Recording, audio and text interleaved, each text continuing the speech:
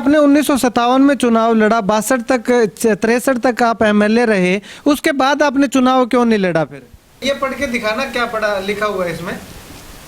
हरियाणा के 56 साल बाद भी सुविधाओं से वंचित वाले उत्कृष्ट विकास के लिए जिला बना जाने की दरकार है। तेज की कितनी पढ़ाई कर रखी है? पढ़ाई तो एलएलबी की। एलएलबी कर रखी है। चौधरी देवीलाल जो है और राव वीरेंद्र सिंह, मैं दिल्ली गया, वहाँ मैं मिला, उस वक्त मैंने उन्होंने किया तो उसको राव वीरेंद्र बैठे हुए थे, उन्होंने कहा जनसंघ वाले में टिकट दे रहे हैं, तो उन्होंने राव वीरेंद्र से कहा जमान जब्त होगी। मैंने कहा जमान जब्ती की बात तो मैं गारंटी करता हूँ, मैं हार जीत के पता नहीं, लेकिन जमान जब्त के बाद जो है वो नहीं हो गई। अच्छा। और उसकी जब गर्मी का मौसम तब खेती भी इंटरेस्ट है थोड़ा सा इनका, कसिया लेके खुद ये करते रहते हैं गुड़ाई वगैरह। अच्छा, तो आप इनको रोकते नहीं कि आप दादाजी आप मत कीजिए? नहीं रोकते हैं दादाजी, ये कहते हैं कि देखिए मैं अपने माइंड सेट किया, प्रेजेंट ऑफ माइंड, ये कहते हैं कि मैं अपना काम करूंगा तो अपने शरीर को और दिमाग को सही रख पाऊंगा। ना को इन्होंने हरा दिया था। अच्छा। क्योंकि इनकी बॉडी से ही इनको कोरोना को हरा पाई, ये एंटीबॉडी इनकी पहले ही बनी हुई थी। न्यू दुर्गा ज्वेलर्स सिरसा, खारिया वाले प्रभुजी सोनी व पीली मंदोरी वाले सज्जन सोनी का भारत सरकार द्वारा मान्यता प्राप्त मशहूर hallmark jewellery showroom new Durga jewellers, Parshuram Chowk, Sirsa. अधिक जानकारी के लिए संपर्क करें 9813932001 या 9466697217। नमस्कार, स्वागत आपका के हरियाणा पे। मैं हूं आपके साथ रमेश जाखड़। आज मैं आपको एक ऐसी शख्सियत से रूबरू करवाने जा रहा हूं जिसका नाम सुनते ही आप भी सोचेंगे कि काश इनसे हम पहले मिल लिए होते, इनके बारे में हम पहले जान लिए होते, क्योंकि नाम आपने बहुत सुना है उनका। जी हाँ, मैं बात कर रहा हूं पूर्व में विधायक रह चुके श्रीमान सही राम जी की। सही राम जी अभी इस वक्त मेरे साथ मौजूद है। कैमरा सहयोगी से गुजारिश करूंगा कि आपको एक बार दिखाए। यहाँ पे आने का मेरा खास मकसद क्या है कि सही राम जी 1952 में पहला चुनाव लड़े, लेकिन उसके बाद 1957 में दूसरा चुनाव लड़े तो पहली बार विधायक चुने गए। 1957 में विधायक चुने गए और 1948 में इन्होंने जो है वो एलएलबी पास कर ली थी। यानी कि ऐसी इतनी बड़ी कामयाबी अपने पास लिए हुए ऐसी शख्सियत आज तक हमें उनके बारे में जानकारी ही नहीं हो, तो ऐसा जो है वो हम लोगों के लिए उचित नहीं होगा। हाल ही में एक दिन पहले जो है इन्होंने अपना 101वां जन्म दिवस मनाया था। जन्म दिवस की तस्वीरें जो है वो लगातार आपको मैं दिखा रहा हूं। ये तस्वीरें देखिएगा। 101वें जन्म दिवस को बड़ी ही खुशी और हर्षोल्लास के साथ मनाया गया है और इस मौके पर हरियाणा के पूर्व मुख्यमंत्री चौधरी ओम प्रकाश चौटाला ने भी इनके जन्म दिवस की बधाई दी है, शुभकामनाएं दी है और उज्जवल आने वाले समय की कामना की है। और वर्तमान में जो मुख्यमंत्री हैं मनोहर लाल खट्टर, उन्होंने भी इनसे फोन पे बात करके जो है इनको इनके 101वें जन्म दिवस की बधाई दी है। तो चलिए एक बार वो तस्वीरें देखिएगा और सुनिएगा कि मुख्यमंत्री जी ने आखिर क्या कुछ कहा है। हेलो हेलो, सही राम जी, नमस्कार। नमस्कार सही राम जी, आपको बहुत बहुत बधाई। अब लोगों को तो हम कहते हैं कि शतम भव, अब आपको तो 200 शतम कहना पड़ेगा। सही है। अरे इस शतक से तो बड़ी मुश्किल से मैंने ईमानदार से निभाया है। नहीं, आपने बहुत अच्छा निभाया अपना समय। और अब आगे शतक में पता नहीं क्या हो, क्या कैसे हो चले। जैसे मैं नहीं 101वां जन्मदिन है आपका, आपको बहुत बहुत बधाई। अच्छा, मेहरबानी है वो तो आप लोगों के सहयोग से ये मैं 100 साल पूरे कर चुका हूँ और भगवान की कृपा है, पूरा सेहतमंद हूँ, कोई तकलीफ नहीं है, कोई बुराई नहीं है, कोई कटाई नहीं है। हाँ, बड़ा अच्छा। आप कहाँ से रहे थे विधायक? हैं विधायक में अबोर इलाके से था। अच्छा, अबोर से विधायक बने थे आप? हाँ जी। चलो ठीक है, मैं पंजाब के लोगों को भी कहूँगा कि आपके प्रदेश के और जो विधायक है उनका 101वां जन्मदिन है, मैंने बधाई दी है और मैं इसको अखबार में और टीवी में निकालूंगा। धन्यवाद बोल दीजिए। चौधरी सही राम हेलो हाँ है, आपका धन्यवाद है साहब, सबको ठीक। आपकी मेहरबानी से मैं इतनी वर्ष तक सेहतमंद हो करके जिया हूँ। आप और कई वसंत जिए और हमारी आपको बहुत बहुत बधाई, बहुत मैं बहुत तो शुभकामनाएं। बहुत बहुत आपका शुक्रिया, मेहरबानी। तो चलिए, जब हमने भी वीडियो देखा कि मुख्यमंत्री जी और पूर्व मुख्यमंत्री जी इनको बधाई दे रहे हैं, तो इनसे जाकर के बातचीत की जाए, क्योंकि 101 साल 100 साल का समय जो है वो बहुत ज़्यादा समय होता है कि, और उसके बावजूद भी आप इनकी शक्ल देखिएगा, इनको देख करके ये नहीं कह सकते कि इतने बुजुर्ग हैं, किसी तरह की कोई कमजोरी आ चुकी है। हालांकि अब सर्दी का मौसम है तो इनको हम बाहर नहीं लेकर के जाना चाहते, क्योंकि इनको हम ज़्यादा परेशान नहीं करना चाहते। लेकिन जब गर्मी का मौसम आएगा तो इनसे हम एक मुलाकात और करेंगे, और उसमें ये क्या क्या इनकी दिनचर्या रहती है, कैसे ये काम करते हैं, कितना काम ये करते हैं, वो तमाम सारी बातें भी जो हम आपको दिखाएंगे, तमाम चीज़ें भी दिखाएंगे। लेकिन जैसे ये बोलेंगे तो इनके पहले ही उद्बोधन के साथ आपको पता चल जाएगा कि ये 100 साल के लगते नहीं हैं, हाँ, बल्कि सच्चाई ये है कि ये 100 साल के हो चुके हैं, 101वें साल में प्रवेश कर चुके हैं। चलिए इनसे बातचीत करते हैं। दादाजी, जन्म कब हुआ था रो? 1922 हुआ है कि 23 हुआ? 22 को। 1922 हुआ। हाँ। अच्छा, तो दादाजी थे जो कि कितनी पढ़ाई कर रखी है? पढ़ाई तो LLB की। LLB कर हाँ रखी जी। है। ग्रेजुएशन कौन से सन में की थी आपने? 48 में LLB कर ली थी। पहले 39 में तो मैट्रिक की थी, उसके 2 साल बाद 42-43 में मैं ये ग्रेजुएशन कर ली थी। अच्छा। उसके बाद 48 के अंदर लाहौर के अंदर लॉ करते जाता। अच्छा, ला कर ली थी। लाहौर में ला की थी आप? हाँ जी, लाहौर में। अच्छा, तो उसके बाद आप जो है वो समाज सेवा में ज़्यादा जुड़े रहे, मैंने जैसे सुना है। ऐसा है कि समाज सेवा का तो शुरू से जब बचपन से कुछ ऐसा ट्रेंड सा बना हुआ था, तो हमने अपने स्कूल, जो हमारा गांव था वो पुराना गांव तो डाबसन था, उससे हमें नया गांव हमारे बुजुर्गों ने बसा लिया था, तो उसके अंदर हमने औषधालय खोला हुआ था। आस पास के लोगों को मुफ्त दवाई दिया करते थे, मुफ्त इलाज किया करते थे। वो सब करते करते ये पॉलिटिशियन हो गया और हम इधर आ गए। अच्छा, आप इधर आ गए। अच्छा, तो उसके बाद दादाजी आपने चुनाव भी लड़ा है। पहली बार चुनाव कब लड़ा था आपने? 51 में। 51 में लड़ा हाँ था। जी। तो वो चुनाव आप जीते थे या हार गए थे? हार गए थे हम। अच्छा, वो हार गए थे। तो क्यों हारे दादाजी, क्या कारण रहा उस चुनाव को हारने का, और आपने चुनाव क्यों लड़ा? ऐसा है कि विश्व समाज में काम करते हुए ये अबोर के इलाके के अंदर विश्वयों की काफ़ी आबादी है, तो उन लोगों ने मजबूर करके मुझे वहाँ से चुनाव लड़ा। अच्छा। तो उस वक्त चुनाव पॉलिटिकल फेयर में मैं था नहीं, इसलिए वो चुनाव जो है सन 51 का चुनाव में हम हार गए। ठीक है। हाँ, सामने मुकाबले चांदीराम था। फिर 57 में चुनाव लड़ा, उस वक्त भी चांदीराम था, लेकिन उस वक्त वो चांदीराम हार गया और हम जीत गए थे। अच्छा, हाँ तो जी। आपने चुनाव कौन सी पार्टी से लड़ा? उस टाइम कौन सी पार्टी थी? पहले हाँ, पहले से विश्व समाज ने चुनाव लड़ाया था, कोई पार्टी नहीं, पॉलिटिक्स। इंडिपेंडेंट लड़े थे। हाँ जी। ठीक है। हाँ जी। और उसके और- बाद? उस बार के 57 में जनसंघ की पार्टी से थे।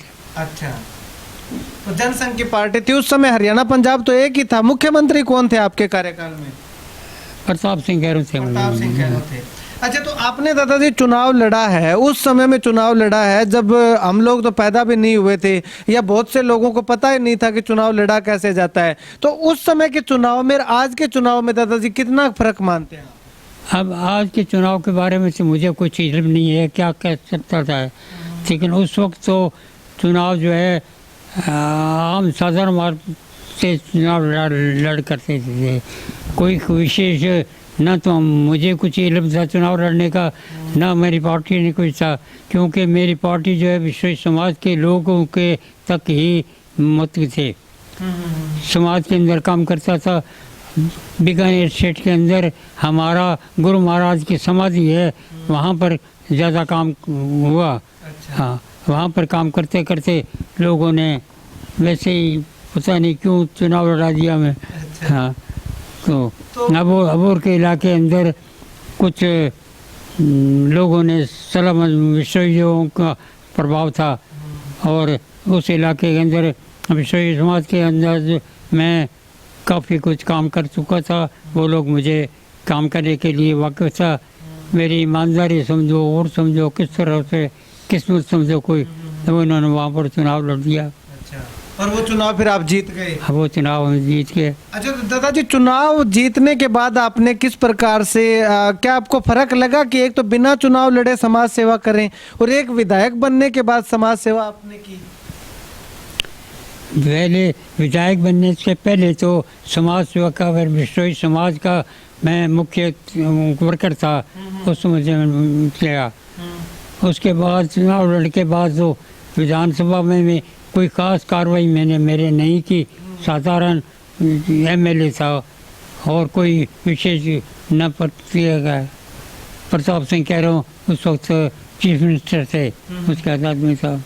और चौटाला के हमारे बुजुर्ग जो है शुरू में चौटाला के रहने वाले थे, इसलिए चौटाला के लोगों से हमारा संपर्क हमेशा बना रहा।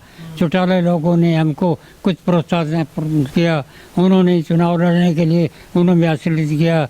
चौधरी देवीलाल जो है और राव वीरेंद्र सिंह, मैं दिल्ली गया, वहाँ मैं मिला, उस वक्त मैंने उन्होंने किया तो उसको राव वीरेंद्र बैठे हुए थे, उन्होंने कहा जनसंघ वाले में टिकट दे रहे हैं, तो उन्होंने राव वीरेंद्र से कहा जमान जब्त होगी। मैंने कहा जमान जब्ती की बात तो मैं गारंटी करता हूँ, मैं हार जीत के पता नहीं, लेकिन जमान जब्ती के बाद जो है वो नहीं होगी। ठीक है। अच्छा, क्योंकि उस टाइम आपने माहौल देख रखा था कि यहाँ पे क्या माहौल है ना? है जी, यहाँ पे माहौल जनसंघ का था उस समय। हाँ, जनसंघ अबोर के अंदर जनसंघ का ज़्यादा शोर था, जनसंघ का इंतजार माहौल था।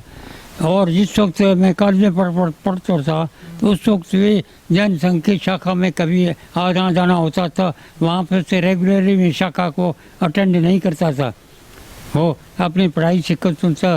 वो कुछ लोग जो जनसंघ के अपनी शाखा में जाने वाले थे उनसे संपर्क था, और कोई बात नहीं थी। चलिए दादाजी, अब ये बताइए मुझे कि आपकी दिन में दिनचर्या क्या रहती है? दिन में जब आप सुबह उठते हो तो उठने के बाद क्या क्या काम करते हो? आप काम भी कर लेते हो?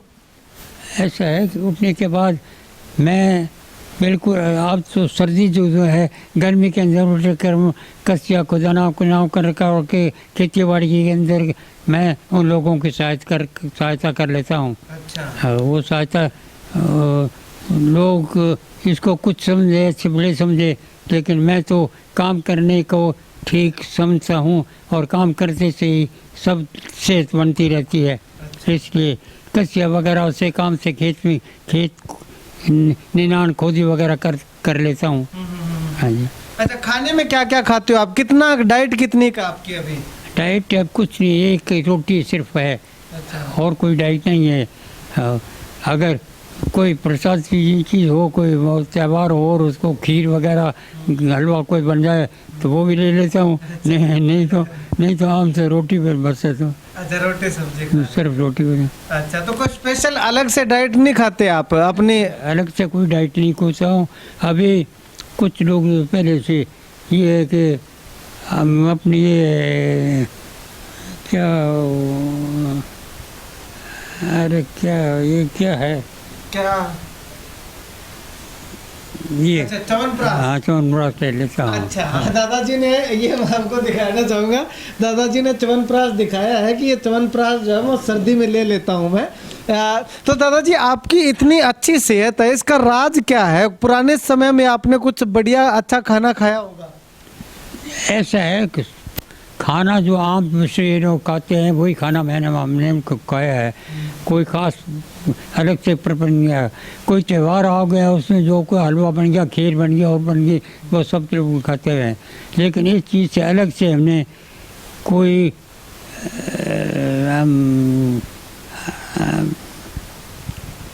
साधारण चीज़ खाते हैं तो ठीक है, कुर्बाना। ठीक है। हाँ। तो दादाजी, आपकी नज़र कैसी है? नज़र ठीक है आपकी? बिल्कुल सही से आप देख लेते हैं? हाँ, नज़र आज तो ठीक है।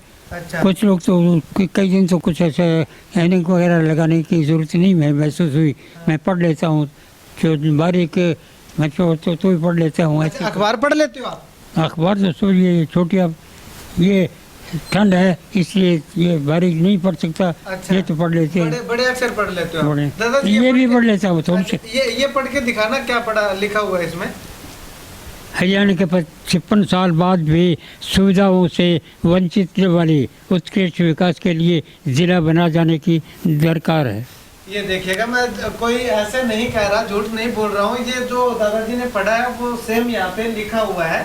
डबवाली भास्कर जो पेपर है, उस पेपर में ये सारी चीज़ जो है वो लिखी हुई है। ये छोटे जो अक्षर है, क्योंकि यहाँ पे रोशनी एक तो थोड़ा सा कम है, कमरे के अंदर है तो थोड़ा कम दिखाई देता है। अखबार भी दादाजी पढ़ लेते हैं। तो दादाजी, आज की युवा पीढ़ी जो है, युवा नौजवान पीढ़ी है, उसको आप क्या संदेश देना चाहेंगे? यह जो सबसे बड़ी बात तो होती है, आदमी चरित्र जो है अपना चरित्र ठीक रखे। चरित्र से काम है, चरित्र से गिर करके कोई काम करके आपको बहुत बड़ी उन्नति पद भी मिले तो भी वो नहीं, मजदूर नहीं करना। अपने सादा ज़िंदगी मेहनत करना, ईमानदारी करना, ये आप लोगों का जब कर्तव्य होना चाहिए। ठीक है। हाँ। तो युवा साथियों से अपील की है। दादाजी, एक आखिरी सवाल करूंगा आपसे मैं। दादाजी, आपने कहा कि बिश्नोई सभा में आपने बहुत ज़्यादा बिश्नोई समाज के उत्थान के लिए बहुत ज़्यादा प्रयास किए हैं। तो दादाजी, कोई 2-4 ऐसे काम बताएंगे आपकी, आपने ये काम किया है बिश्नोई समाज के उत्थान के लिए? ऐसा है, बिश्नोई समाज के अंदर सबसे पहले तो महाबौर जो है उसके अंदर हमारा बिश्नोई मंदिर था। उस बिश्नोई मंदिर जो है उसके अंदर हमारे रिश्तेदार जो जिनको मेरे 2 बहनें दी हुई थी, उन लोगों ने उस पर कब्जा कर लिया। अच्छा। तो सबसे पहले वो उसको छुड़ाने के लिए हम लोग ने ये महासभा शुरू की। और वो मंदिर जो है वो हमने बिश्नोई समाज को, तो मेरे रिश्तेदारों ने उसको खरीद कर लिया था। वो उसका पुजारी था, वो लालच था, उसने उनको गिरवी रख दिया। तो उनको वो पैसा दे करके उसको वापस बिश्नोई समाज के अंदर ला के वो आज भी बिश्नोई समाज के काम आता हुआ है। अच्छा, यानी कि जो बिश्नोई समाज का मंदिर है, जो मुकाम धाम जिसको बोलते हैं, उसी का जिक्र कर रहे हैं आप? नहीं, अच्छा। ये अबोर के अंदर बिश्नोई का अपने सभा का एक जलसा था। अच्छा। हाँ, तो उसके अंदर मेरे रिश्तेदारों ने इस पर कब्जा कर लिया था। तो सबसे पहले उस रिश्तेदारों से लड़ के मैंने उसको वापस समाज को सुधार दिया। अच्छा, तो दादाजी, एक आपने अभी बताया कि बिश्नोई महासभा शुरू की। जो ये अखिल भारतीय बिश्नोई महासभा है, वो आप ही की शुरू की हुई है? ऐसा है, यही समझो कि बहुत अपने हमारा तीर्थ स्थान गुरु महाराज की समाधि है, वो उसको हम मुकाम बोलते हैं, मुकाम में है। तो उस समाधि के अंदर के जिस वक्त हम कॉलेज में पढ़ते थे उस वक्त से हमारा आना जाना था और हम चाहते थे वो ठीक हो जाए। तो उस वक्त वहाँ पर जो पंचायत थी, वहाँ के 5-10 गांव जो थे उनके प्रतिष्ठित लोग थे, उनकी समाधि थी। तो हमने सबसे पहले उस समाज पर कंट्रोल करके उसको ऑल इंडिया बेसिस पर बनाया। तो बाकी जो जहाँ विश्वनाबाद से उन लोगों से मैंने मेंबर लिए, चुनाव करे और वो महासभा का चुनाव कर किया। तो महासभा का जो है बुनियाद रखने वाला मैं ही होता। अच्छा। हाँ जी। तो दादाजी, आपने 1957 में चुनाव लड़ा, 63 तक आप एमएलए रहे। उसके बाद आपने चुनाव क्यों नहीं लड़ा फिर? ऐसा 1952 में 57 में जो चुनाव लड़ा उसके अंदर हरिजन कैंडिडेट भी था, उसमें काफ़ी हरिजनों का संदर्भ लिया और उसकी वजह से मैं जीत गया। तो बाद में चुनाव जो है, ना तो हमारे पास कोई पैसा टका था ना कुछ। सन 57 में भी मेरा चुनाव लड़ा, वो बिश्नोई समाज ने चुनाव लड़ा, उसने खर्च किया, उसने पैसा किया। इसलिए चुनाव के अंदर लाखों रुपए खर्च होते इतने। हम तो भावलपुर स्टेट से उजड़ के यहाँ आए हुए थे, हमारे पास ना इतना पैसा टका था ना और कुछ थी। ठीक है, मेरी शख्सियत से और मेरा समाज में कोई काम किया था, इसलिए लोगों ने मुझे वहाँ से चुनाव कर लिया। अच्छा, तो यानी कि पैसे के अभाव में आपने दोबारा चुनाव नहीं लड़ा? नहीं, मैं चुनाव नहीं लड़ा। अच्छा, हाँ जी। तो दादाजी उस समय आपको तनख्वाह नहीं मिलती थी जब विधायक बने थे आप? विधायक की तनख्वाह भी तो आती होगी। अब आती है, उस वक्त तो नहीं थी। अच्छा, उस वक्त नहीं थी। अच्छा, तो अब आपको तनख्वाह मिलती है पूरा विधायक की? पेंशन पेंशन मिलती है, हाँ जी, अच्छा, पेंशन मिलती है अभी। ठीक है, उस समय नहीं मिलती थी। बाद में शुरू हो गई थी, अच्छा, पहले नहीं मिलती थी, बाद में कुछ शुरू हो गई थी। इधर में खर्चा निकला जाता था, इतनी सी नहीं थी 200-250 रुपये से कुछ चलता था। अच्छा, चलिए, शुक्रिया दादाजी बातचीत के लिए। आप हमारे लिए प्रेरणा स्रोत रहेंगे, हम भी आपसे कुछ ना कुछ सीखेंगे, बार बार आपसे आशीर्वाद लेने आते रहेंगे। चलिए, अब सही राम जी के पोते हैं वो हमारे साथ मौजूद हैं और गांव के सरपंच जो हैं वो भी हमारे साथ मौजूद है, इनसे भी बातचीत करते हैं। भाई साहब, अगर बात करें तो दादाजी की दिन में दिनचर्या क्या रहती है, कितना काम कर लेते हैं, कैसे इनका रहना सहना कैसा है? बस सिंपल इनका रहना सहना, सुबह जल्दी उठते हैं, उठने के बाद में ये थोड़ा फ्रेश वगैरह होते हैं, उसके बाद में नहा धो के वापस अखबार पढ़ते हैं और रूटीन में डायरी लिखते हैं। अच्छा, और उसकी जब गर्मी का मौसम तब खेती भी में इंटरेस्ट है थोड़ा सा इनका, कसिया लेके खुद ये करते रहते हैं गुड़ाई वगैरह। अच्छा, तो आप इनको रोकते नहीं कि आप दादाजी आप मत कीजिए? नहीं रोकते हैं दादाजी, ये कहते हैं कि देखिए मैं अपने माइंड सेट किया, प्रेजेंट ऑफ माइंड, ये कहते हैं कि मैं अपना काम करूँगा तो अपने शरीर को और दिमाग को सही रख पाऊँगा। अच्छा, चलने में वैसे इनका कैसा है? अगर धीरे धीरे ऐसे नन्हे नन्हे कदमों से चलते हैं, एकदम फराटे से दौड़ते हैं? नहीं, रूटीन में चल सकते हैं, यानी कि हाँ रूटीन में चल सकते हैं, दौड़ तो नहीं सकते, पर कहीं जाना आना हो तो सहारा नहीं लेना पड़ता इनको। अच्छा, यानी कि गाड़ी में बैठना हो तो आराम से उठ के बैठ जाते हैं गाड़ी में? अभी आपको दिखा भी देंगे, ऐसी कोई बातें नहीं, अभी हम दादाजी को परेशान नहीं करना चाहेंगे, आगे गर्मी में हम आ जाएंगे इनके पास। नहीं। तो भाई साहब, ये जानना चाहूँगा कि सर्दी में दादाजी का क्या टाइम टेबल रहता है, क्या दिनचर्या रहती है, क्या इनकी डाइट रहती है, खाने पीने में क्या लेते हैं? नहीं, डाइट मेन तो बात इनकी ये संतुलित आहार ही इनको मेन बात है इनके सारा जीवन का, क्योंकि ये सिर्फ 1-2 गिलास दूध पीते हैं और इसके अलावा जो घर में बना होता है ये उसके साथ च्यवनप्राश भी लेते हैं। तो स्पेशल ऐसे कोई इनकी डाइट नहीं है, जो रूटीन में जो रूटीन में खाना खाते हैं वही खाते हैं, जैसा घरों में होता है वही खाना ये लेते हैं। ठीक है, चलिए, शुक्रिया बातचीत के लिए। सरपंच साहब, आप क्या कुछ कहना चाहेंगे? दादाजी आपके गांव को एक बहुत बड़ा तोहफा ही मैं कह सकता हूं कि 100 साल की उम्र के जो बुजुर्ग हैं वो गांव में बैठे, उनसे आशीर्वाद लेना चाहिए। जी सर, हमारे दादाजी, सबसे पहले तो आपकी टीम का बहुत बहुत धन्यवाद जी। हम काफ़ी टाइम से दादाजी के साथ जुड़े हुए हैं, तो हमें बहुत कुछ सीखने को मिल रहा है जी, और सीख भी रहे हैं जी। तो हम तो सुबह आके दादाजी से आशीर्वाद भी लेते हैं सुबह आके जी, उसके बाद ही कोई काम धंधा करते हैं जी। दादाजी सारा दिन मतलब कि जब गर्मी होती है, गर्मी खेतों में फूलों की खेती की थी जी, उसमें खोदी वगैरह करते रहते हैं और इधर उधर टहलते रहते हैं। कभी मतलब कि ऐसे नहीं जैसे आज के युवा बैठे रहते हैं, अपने आप को आप यंग एज में होके भी अपने आप को बूढ़ा समझते हैं, ऐसी कोई बात नहीं है दादाजी में जी। अच्छा, चलिए भाई साहब, मैं आपसे एक सवाल और करना चाहूँगा। जब दादाजी बीमार हो जाते हैं या कोई थोड़ी बहुत तकलीफ आ जाती है तो हॉस्पिटल में इनका इलाज फ्री रहता है या फिर पैसे लगते हैं? नहीं, अभी नौबत है, लास्ट टाइम के दिन को कोरोना हो गया था तो हमारे वो दीदी है फरीदाबाद से, उन्होंने बी फार्मा किया, ममता बिश्नोई, तो उन्होंने फ़ोन पे बताई दवाइयाँ वगैरह, तो घर पे इलाज चल रहा था।